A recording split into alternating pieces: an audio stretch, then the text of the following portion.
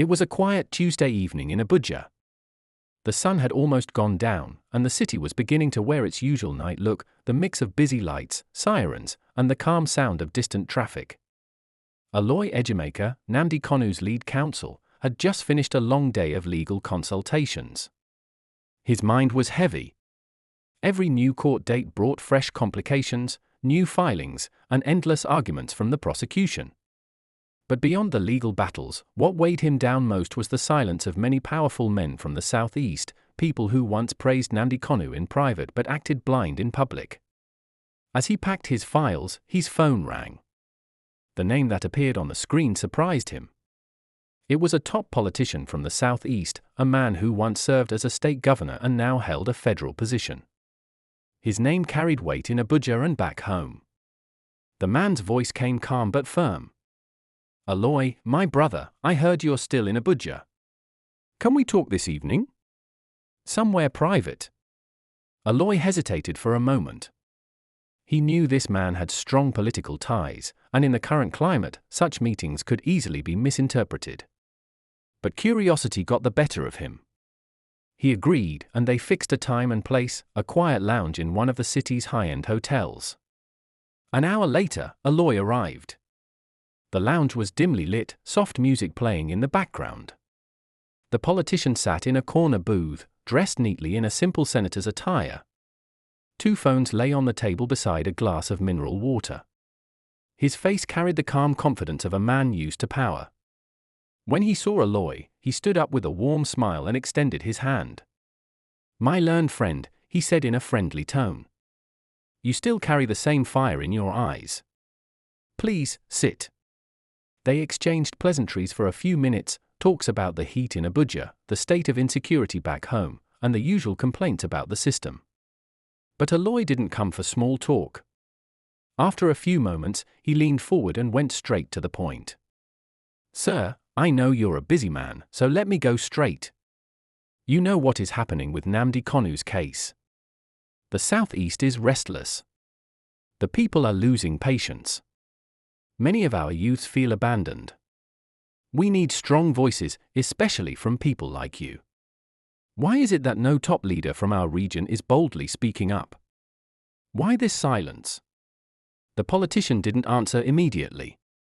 He looked at Aloy, smiled faintly, and then reached for his glass of water. He took a small sip, placed the glass down gently, and said in a quiet tone that carried both confidence and mystery, "Aloy, let me tell you something you may not like to hear. I will never, for one day, call for that man's release." The words hung in the air like a bombshell. For a few seconds, Aloy thought he didn't hear correctly. He blinked, sat up straighter, and looked at him again. "Excuse me, sir? You said what?" The man nodded calmly, his face completely serious now. "You heard me right. I will never publicly call for Nnamdi Kanu's release. Not today. Not tomorrow." Aloy was speechless. He couldn't believe that this was coming from a man who once claimed to support justice and fairness for his people. He tried to hold his emotions, but his voice came out sharp. "But sir, with all due respect, this is not about politics. This is about right and wrong. The man has been held for years despite several court rulings. Why can't you at least speak up for justice?" The man leaned back in his chair, folded his arms, and said in a low but confident voice, "Aloy, that's where you don't understand how this country works. You lawyers talk about law and justice, but we politicians deal with power and survival.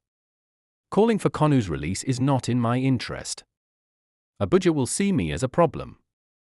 My position, my projects, my influence, all of that can disappear overnight." Aloy's heart sank. The man wasn't even pretending to hide it. He was being brutally honest. The politician continued, his voice calm but cold.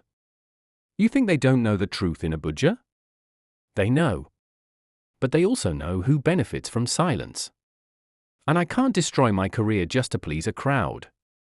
Politics is not about emotions, it's about staying relevant." Aloy looked at him quietly. The air between them was tense now. He realized that this man, like many others, was not afraid of injustice, he was afraid of losing favor. Afraid of losing the seat at the table. For a moment, Aloy considered walking out. But he wanted to hear more. He asked softly, "So you're saying power means more than justice?" The politician smiled again, that same cold smile. "In this country, yes. Because without power, your truth means nothing." Aloy didn't reply. He just sat there, staring at the man, feeling a quiet anger build inside him. That evening, he left the lounge with a heavy heart. He had come hoping for unity, but what he found was fear dressed as wisdom and betrayal hiding behind polite smiles. For several minutes after that chilling statement, silence filled the air. The only sound was the faint hum of the lounge's air conditioner. Aloy Ejimakor sat still, his hands folded on the table, trying to understand the mind of the man sitting across from him. This was not an ordinary politician. He was one of the most respected figures from the Southeast, a man who spoke of justice on television and preached unity during campaigns. Yet here he was, speaking like someone who had already sold his conscience for comfort. Aloy finally broke the silence. "Sir, do you hear yourself?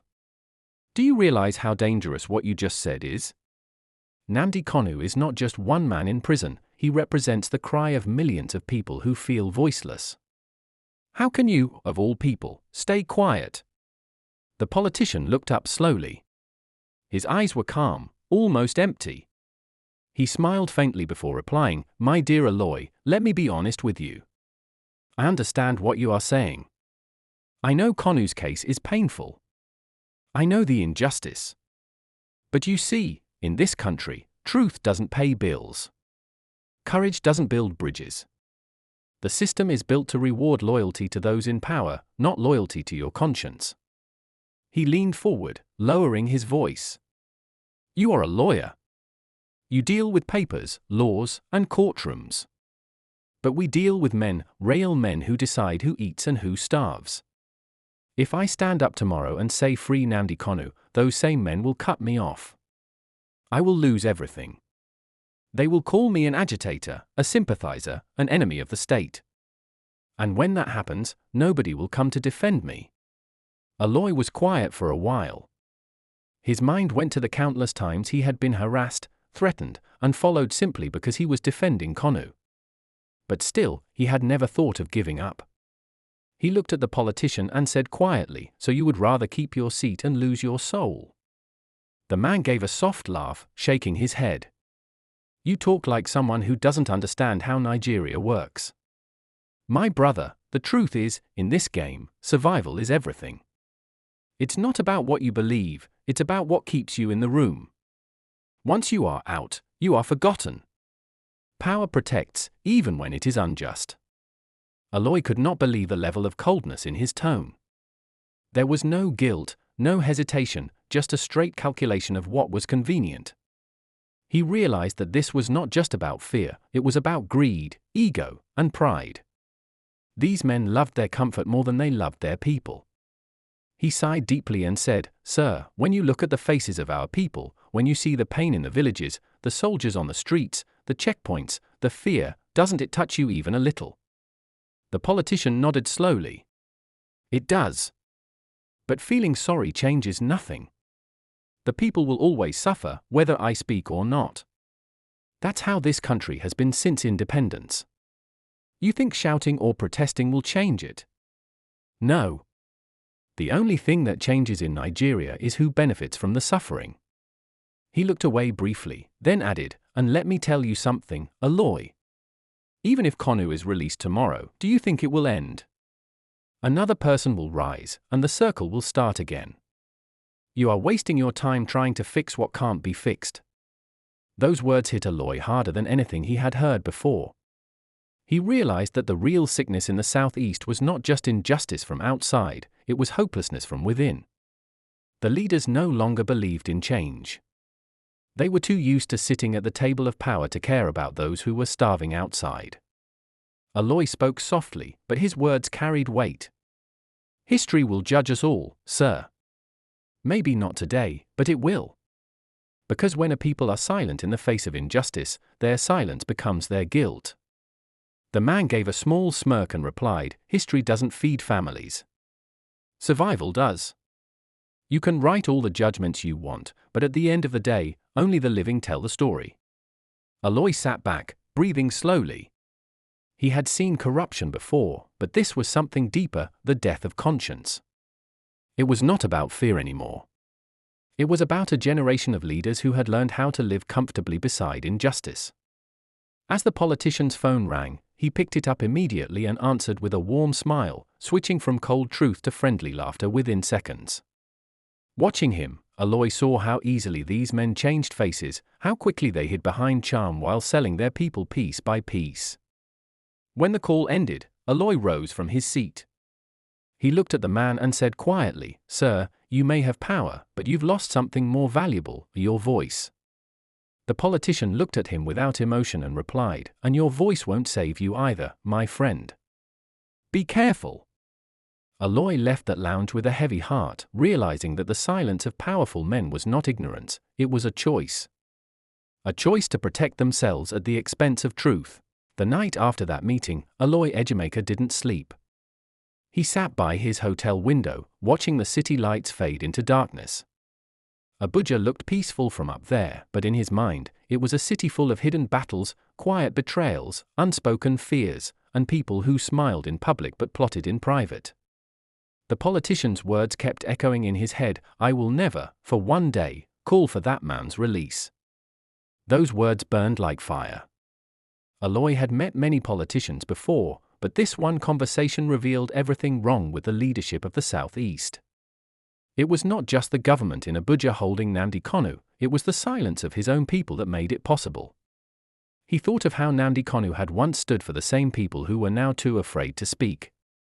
He thought of the mothers who cried at checkpoints, the traders who shut their shops every Monday in protest, and the young men who had lost their lives believing in a cause bigger than themselves. And yet, those in power acted like it was none of their concern. By morning, Aloy had made up his mind. He would not remain silent. He would speak the truth, not because it was safe, but because silence had already become too dangerous. 2 days later, during a private legal briefing in Abuja, journalists gathered at a small conference room expecting the usual updates about Kanu's next court appearance. But this time, Aloy came with a different kind of message. He stood before them in his simple black suit, holding a few sheets of paper. The room went quiet as he adjusted the microphone. "Good morning," he began calmly. "Today, I want to say something that has been sitting heavy on my heart. For too long, many of our leaders from the Southeast have chosen silence over justice. Some of them know that Nnamdi Kanu's continued detention is wrong. They know that several court rulings have ordered his release. But they have refused to speak because they fear losing their positions." The journalists leaned forward. The air in the room changed immediately. Everyone could sense he was about to reveal something deeper. Aloy continued, his tone firm and controlled. "Recently, I had a private discussion with a very powerful man from our region. I won't mention his name, but his words opened my eyes to the real problem. He said to me, and I quote, 'I will never, for one day, call for that man's release.' When I asked why, he said that doing so would destroy his political career." The reporters gasped softly. Some quickly began typing on their laptops, while others lifted their cameras higher. Aloy paused for a moment and then said, "This is the reality we live in. Our people are not only oppressed by external forces. They are also betrayed from within. Many of our politicians have traded their courage for comfort. They stand silent while the same people who voted for them suffer." He took a deep breath and looked around the room. "You see, justice is not just a legal word. It's a moral responsibility. If those in power refuse to stand up for what is right because of fear, then they become part of the injustice. You cannot claim to love your people while watching them drown in silence." One of the journalists asked, "Sir, are you not afraid that exposing this might cause you problems?" Aloy smiled slightly. "Fear has never freed anyone. I've been harassed, followed, and threatened before, but if the truth offends power, then power has a problem, not me. This fight is not about me or any individual. It's about the soul of the Southeast. About the kind of future we want to build, one of silence or one of courage. By the time he finished, the room was completely silent. Everyone there felt the weight of what he had just said. The story began to spread quickly across social media. Some praised him for his courage, others called him reckless. But Aloy didn't care. He had seen the truth up close, and pretending not to know it would make him no different from those who stayed quiet. That night, alone in his hotel room, he received several calls. Some were from friends warning him to stay low. Others were from people thanking him for speaking the truth. One message stood out. It came from a young man in Enugu who wrote, "Sir, your words gave me hope again. Maybe not all of our elders are afraid." Aloy read that message twice and smiled weakly. Hope, that was what he wanted to keep alive. He knew the road ahead would not be easy. He knew some politicians would now see him as an enemy. But he also knew something had changed. His revelation had exposed what many already suspected but were too afraid to say, that silence in the face of injustice is not neutrality, it is betrayal. Before going to bed, he whispered to himself, if justice must return to our land, silence must end first. It was not just a statement, it was a warning to the leaders who had chosen comfort over conscience, and to a nation that was slowly forgetting how to speak the truth.